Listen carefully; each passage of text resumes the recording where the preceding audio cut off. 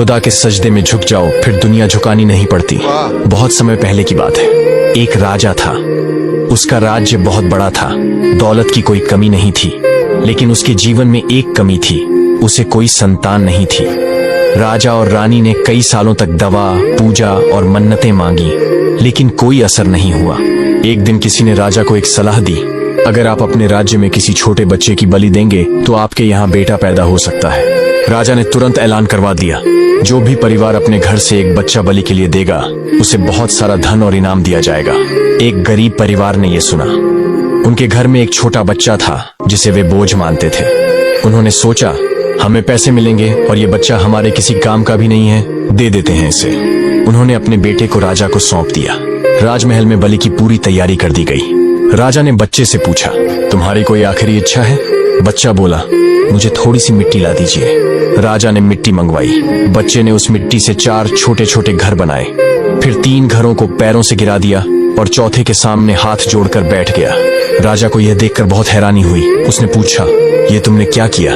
बच्चा बोला, पहला घर मेरे माता पिता का था, जिन्होंने मुझे पैसों के लिए बेच दिया, इसलिए उसे गिरा दिया।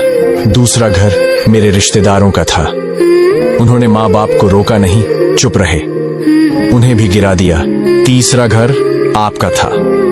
आप राजा होकर लोगों की रक्षा करने के लिए बैठे हैं, लेकिन आप ही मेरी बलि देने को तैयार हो गए, इसलिए आपका भी घर गिरा दिया। चौथा घर मेरे खुदा का है, अब मैं उसके सामने झुक गया हूँ, अब सब कुछ वही संभालेगा।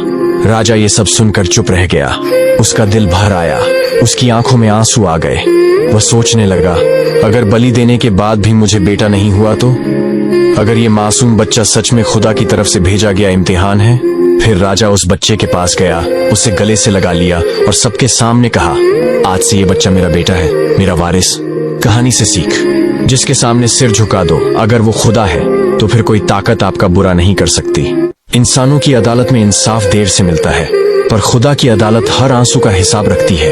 अगर आपके दिल में भी कोई ऐसी कहानी है जो दूसरों तक पहुंचना चाहते हैं, तो बेझिझक उसे कमेंट में जरूर लिखें, शायद अगली कहानी आपकी हो। अगर आपको ये कहानी अच्छी लगी हो तो वीडियो को ज्यादा से ज्यादा शेयर करें, ताकि ये बात हर किसी तक पहुंचे। और हाँ, ऐसे ही और कहानियों के लिए हमारे फेसबुक पेज आइडल्स कॉमेडी को फॉलो करना न भूलें।